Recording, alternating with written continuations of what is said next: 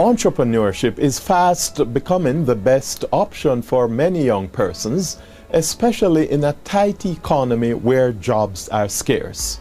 During the week ended November 23, 2012, the Young Entrepreneurs Association held the third staging of its National Entrepreneurship Week. The theme was appropriately, Dare the Dream, Making Your Passion Your Business. Minister of Industry, Investment and Commerce, Anthony Hilton, expounded on the need for entrepreneurship amidst the high unemployment rates among youth. I'm very mindful that youth unemployment is running at a significantly higher rate than the national average unemployment rate. We must consistently encourage our young people to explore opportunities in entrepreneurship as a way of addressing the challenges of youth unemployment. In this regard, I wish to applaud YEA for the efforts in placing entrepreneurship at the center of the agenda for youth development. Your efforts to facilitate training and education, foster networking forums, promote ethical practices, and work towards shaping public policy are critical to the success of youth entrepreneurship.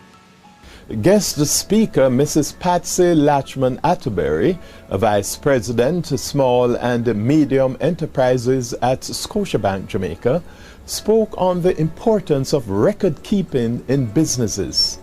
And for those who know me, you'll know that at every single opportunity I get, I speak about the importance of proper record keeping in your business.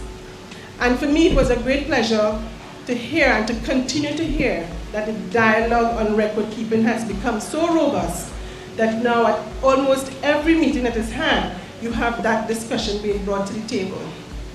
Record keeping, ladies and gentlemen, is the driver of your business. It helps you to make proper decisions, informed decisions. It helps you to reduce your losses. Without the proper system, record-keeping system, a very good business can go very, very bad. And I'll tell you that we were selling goods to suppliers on the distributors who were then selling to suppliers. And our distributors will say to us, boy, I can't pay you because the receivables, the guys on the street are not paying me, so I can't pay you. And we said, my God, what's going to happen? We had a lot of goods, we were making a lot of profit, but we had no cash. No cash to pay the workers at the end of the week. No cash to buy the vehicles and the things that I needed to buy. But we were selling the goods off every single week. We were surpassing our targets and were out of stock, but I could not get my money.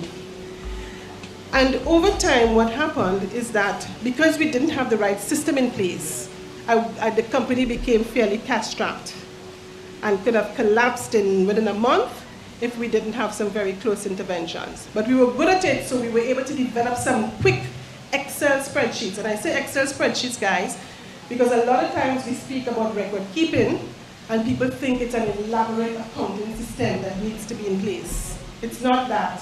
It's very simple record-keeping things. How much did I sell today? What were my expenses today? You must have that information. And some people would say, daily sales and daily sales management, that's too onerous. Well, let me tell you something. Take the pain there, as opposed to taking the pain when your business could be shut down. Awardees Mrs. Rita Humphries-Lewin and Mr. Douglas Lindo also expressed their views on the state and future of entrepreneurship in Jamaica. We need regular laws. We need laws to assist them. Like the bankruptcy that they were talking about. We need that type of thing. We need assistance for small businesses and encouragement. And I think what I see here today with some of the banks, for instance, the training that they're giving and extending to small business, because they recognize that very soon or later they cannot depend on the big business people to support them. It is the small business people that will support them. Rita Humphries-Lewin, unquestionably Jamaica's first lady of business. Here's manufacturer Douglas Lindo with his take on the prospects for entrepreneurship in Jamaica. I think one of the foundation elements is really the type of government policy that facilitates the pursuit of opportunities. I think a lot of the challenges that we have to overcome are ones that are clearly have been clearly identified and are what I call low-hanging fruit. As long as we clear up a number of those issues, it opens up a lot of the leeway for young entrepreneurs to move into so many of the opportunities that they've already identified.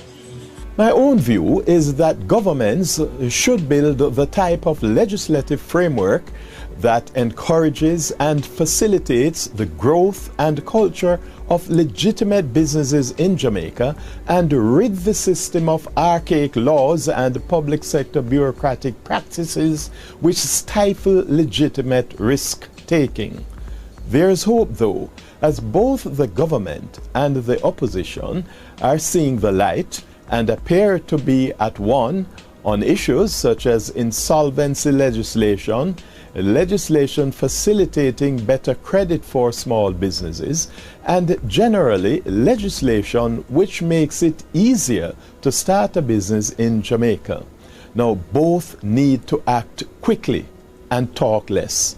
We need to make it much easier for legitimate entrepreneurs and at the same time difficult for crime-oriented businesses, often euphemistically described as the informal sector.